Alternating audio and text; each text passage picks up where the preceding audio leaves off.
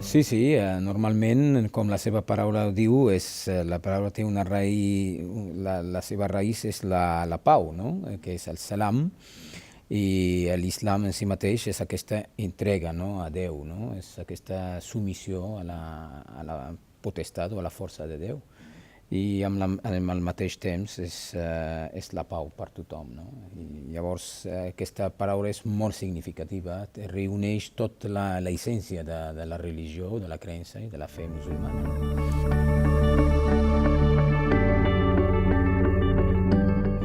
El Consell Islàmic, des de la seva aparició l'any 2000, ha estat treballant en molts àmbits per la integració de la comunitat musulmana, per la presència d'un islam més moderat, més dialogant, més cooperatiu i més en contacte amb tothom, amb l'administració, amb la política, amb els governs, i al mateix temps també una de les tasques que ha anat desenvolupant i encara ha anat puntualitzant l'any 2004 amb la seva participació en el grup de treball estable de les religions, que és un grup de diàleg entre religions que estan formant només representants oficials de religions. Això vol dir que nosaltres, amb la nostra participació en aquest grup de treball estable, volem dir, el nostre missatge és que estem disposats a col·laborar-hi per causes comunes de la societat i que tenen la seva raïs també, que tenen el seu terrer en la religió. I això fa que el diàleg interreligiós és molt important i és una dels camins per anar enfortint aquesta realitat plural que coneix Catalunya i que coneix la ciutat i que coneixen els pobles de Catalunya. I això, sense cap dubte, nosaltres amb el grup de treball estable estem cada dia des del 2004 fins avui demostrant que la nostra presència com a musulmans i com a altre grup de més d'aquest país podem dir la nostra i podem aportar el nostre granet de sorra dintre de la cohesió social, la col·laboració i la integració de les nostres comunitats a la societat.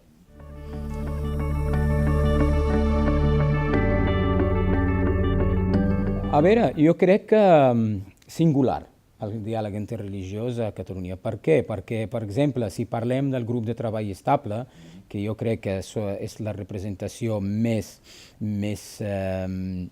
present, això no vol dir que altres entitats fan també de diàleg a nivell d'associacions o a nivell de barris. Per exemple, hi ha grups de diàleg o a nivell de municipis, grups molt petits, però que són al mateix temps són grups de diàleg interreligiós.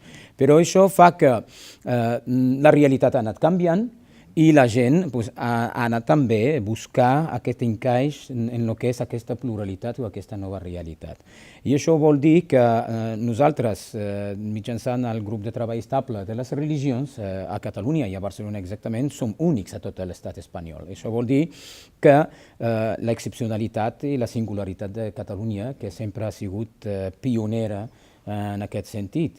I això també fa referència a que aquest país també ha tingut aquest coratge d'afrontar aquesta nova realitat mitjançant lleis, creació de lleis, i això fa pensar també en que hi ha complicacions i hi ha debat obert, i això és molt sa per al desenvolupament d'una pluralitat i una normalitat i d'una llibertat religiosa en el país.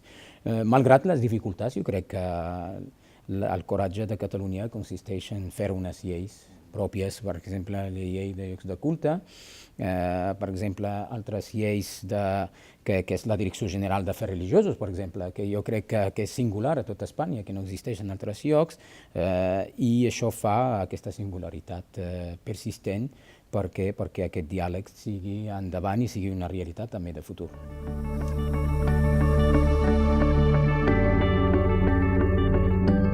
Jo crec que hi ha passos. El primer pas ha sigut la creació d'una secretaria que s'ha convertit en una Direcció General d'Afers Religiosos. L'últim pas és la creació d'aquest Consell d'aquest Consell religiós, o el Consell de les Religions, que depèn directament del govern, que és un Consell d'assessors, el Consell Assessor de les Religions, i que treballa directament mitjançant intel·lectuals, pensadors i filòsofs i antropòlegs, i que treballa directament amb la Generalitat, amb el govern de la Generalitat, per trobar solucions a temes concrets. No? I això fa pensar en que des de la neutralitat, la igualtat, des de la cooperació, des de la equitat, que és important en aquests casos, i des d'una confessionalitat, no diem laïcisme, perquè jo crec més en la aconfessionalitat de l'Estat més que un laïcisme. I això fa que, malgrat que es diu a vegades que és un laïcisme positiu, un laïcisme més obert, més dialogant, però jo crec que la paraula més adequada en el nostre cas a Catalunya és l'aconfessionalisme, i des d'aquest marc jo crec que ens hauríem de treballar amb el govern com fet des del principi, mitjançant la cooperació, els convenis. Aquests convenis són molt importants per les nostres comunitats perquè, a part d'aquest reconeixement per la nostra presència i les nostres comunitats i el nostre treball i la nostra involucració, també és una garantia per al govern de la Generalitat.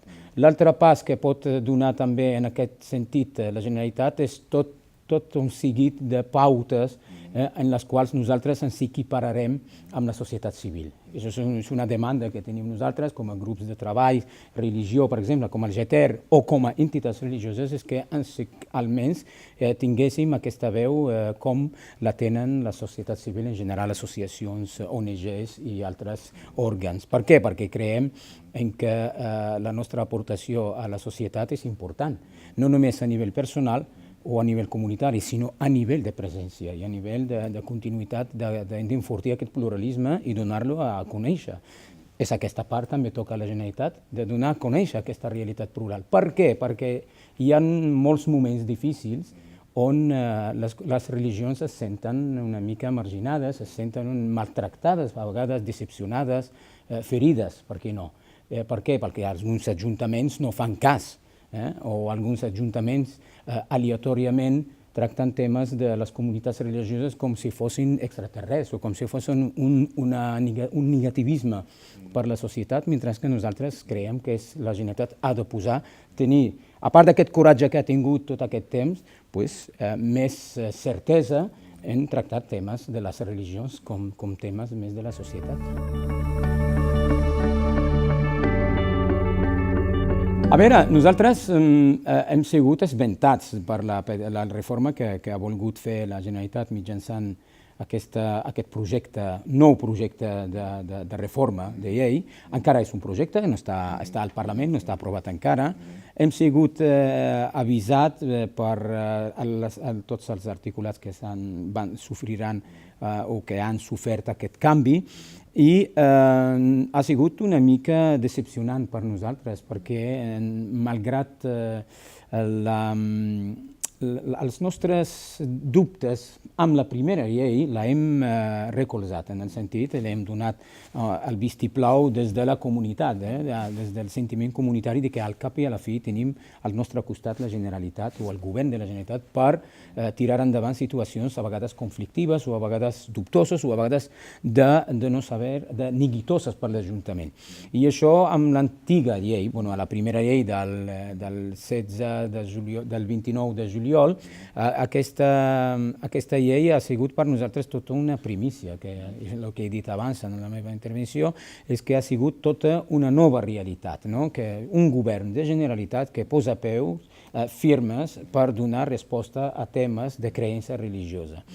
La decepció és que el punt més important, que era el tema de que els ajuntaments haurien de fer una reserva de sòl dintre del marc de les seves reformes urbanístiques o del replantejament futurs urbanístics, però no entrava en vigor fins al 2019 aquest tema. Però malgrat això ja teníem aquesta esperança de dialogar amb els ajuntaments, però amb un referent de govern i una llei suprema.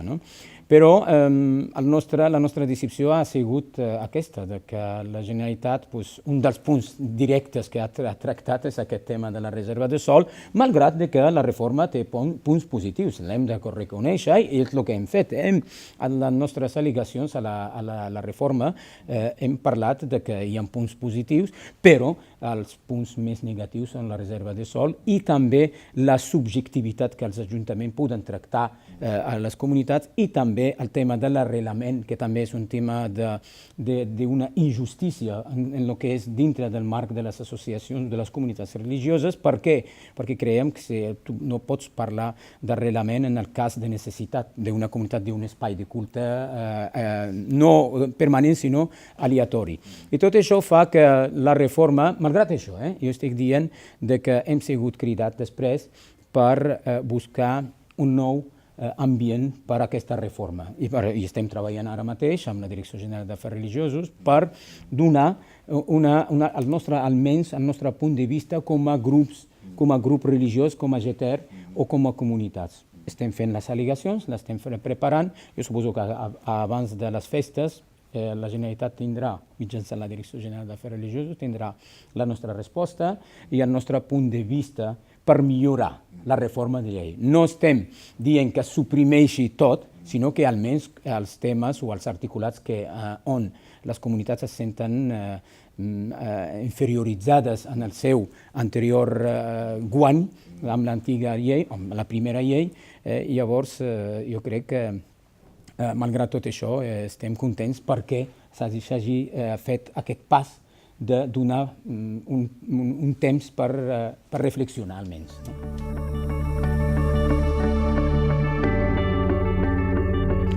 A veure, jo crec que nosaltres com a musulmans creiem en les altres religions, no? Llavors el catolicisme o el cristianisme catòlic per nosaltres és una religió més.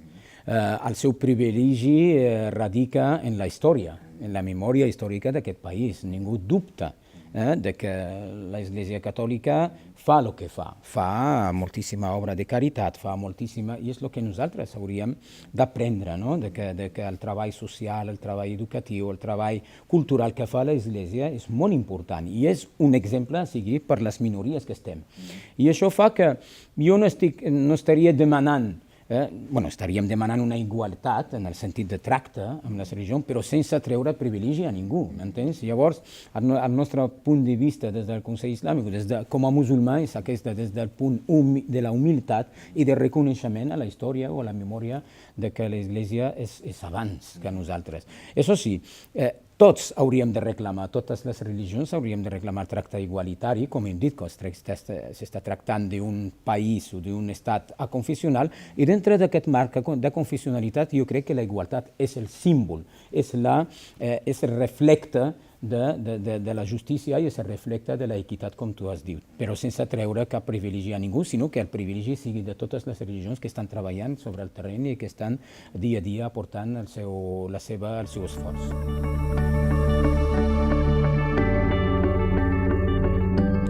Que sí, tant que sí, perquè nosaltres, mitjançant aquests convenis que hem tingut amb la Generalitat, les nostres activitats i el nostre treball i la nostra aportació a la societat ha estat gràcies a aquests convenis i a aquestes subvencions. Per això jo he parlat abans de la societat civil. Nosaltres formem el teixit social, formem part d'aquest teixit associatiu, formem part d'aquesta realitat. I per què no? Les religions haurien també de beneficiar-se d'aquestes subvencions, perquè al cap i a la fi estem qüestionats i hauríem d'estar qüestionats també si és necessari, per consultar on es fan aquestes subvencions o on arriben i què es fa amb aquestes subvencions. Això segurament, sense dubte. Però la part important és que són tan necessàries com per tota l'altra part de la societat, sigui cultural, sigui esportiva, sigui social, sigui laboral o sigui educativa. I llavors jo crec que és aquesta igualtat la que estem reclamant, no altra cosa.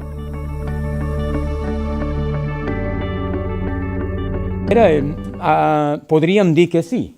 I podríem puntualitzar, dir un sí amb puntualització. Una islamofòbia a vegades amagada, una islamofòbia que surt apareix i desapareix. Depèn del context també global, del context internacional.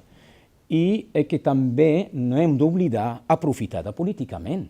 No hem d'oblidar que partits que tenen com a símbol de la seva existència o com a cal de cultiu seu per sobreviure és l'islamofòbia.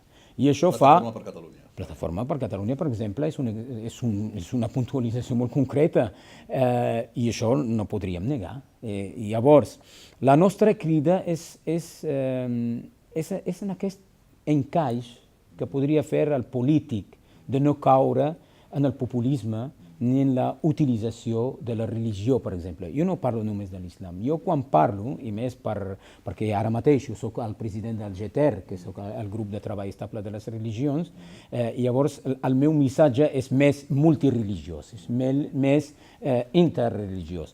I aquest missatge voldria aprofitar-lo per dir que el polític hauria de ser prudent, prou prudent en el tema de tractar les religions.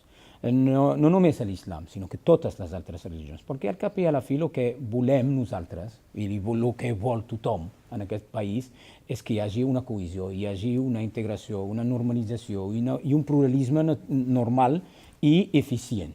I això no es aconsegueix si deixem pas a aquesta utilització de l'islam o a la utilització d'altra religió com a estigma o com a disminució o com a marginació. I jo crec que els ajuntaments o el govern haurien de tenir aquest coratge de dir, senyors, la nostra realitat ha canviat i la nostra realitat és aquesta, que hi hagi un musulmà vestit amb una xilava, una barba i una dona vestida amb un hijab, és el més natural, el més normal per a la nostra societat. I de més a més que sigui la cultura, l'ensenyament, també altre factor d'aportació a que la nostra societat, a partir de l'escola, hauria de sentir-se plural, hauria d'acceptar aquesta pluralitat des de tots els seus àmbits, siguin àmbits a vegades conflictius. Hauríem de reconèixer que, per exemple, temes molt diferents que poden ser conflictius, però l'hauríem d'enfrontar amb el coratge i amb la decisió i amb també la firmesa que l'Estatut ens dona, i la firmesa que la Constitució estatal del país ens dona, i la firmesa que el polític dona, a qui donem el nostre vot, hauria d'assumir-lo també en aquest moment. No assumir només amb temes econòmics, ja ho sabem, tenim totes les crisis que podria haver, o culturals, sinó que el polític hauria de tenir en compte la essència anímica de la gent també. No és una realitat de l'islam a Catalunya, perquè si mirem, si comptabilitzem tots els burques que existeixen, no existeixen burques, existeixen niqabs, que és diferent del burca. Sí. L'altra cosa és que quan li donem més de pes que el que mereix, podríem caure en el populisme o bé en l'exageració o l'estigmatització. Llavors, jo crec que els casos que tenim de niqabs, que no són burques, hauríem de matitzar, són casos contemplats en la religió musulmana, de que el niqab podria ser típic d'algun país i que l'islam ha respectat quan ha arribat a aquest país. Per exemple, estaríem parlant de Pakistan, Afganistan i altres països. I també podria ser típic d'alguns països àrabs. Llavors, aquesta pluralitat que viuen els àrabs, i si vas al Marroc, cohabiten niqabs, cohabita hijab i cohabita vestimenta europea, i això vol dir que és una expressió personal. Fins i tot, jo dic, si hi ha niqabs, podríem parlar amb les dones que porten aquests niqabs i dir-los, senyores, aquí almenys el hijab hauria de ser el més lògic, i el més acceptat i el més coherent, el menys xocant. I això faria que els 3 o 4 o 5 casos que tindrem es corregirien mitjançant una mediació o mitjançant un diàleg amb aquestes senyores que ho porten. Sempre salvaguardant en aquest sentit la llibertat personal, la llibertat d'expressió, la llibertat de comportament i la llibertat de fe, perquè, clar, vete a saber fins a quin punt aquesta senyora creu que és el símbol de l'islam. Però en realitat jo crec que hi ha molt debat inclús obert a nivell islàmic. sobre el tema del niqab en si mateix. No parlo del burqa perquè no existeix normalment a totes les escoles religioses, sinó que existeix el niqab, però els muftis o els consells d'Ifta a nivell mundial o a nivell internacional sí que han tolerat la presència, depèn de la cultura, d'aquest niqab.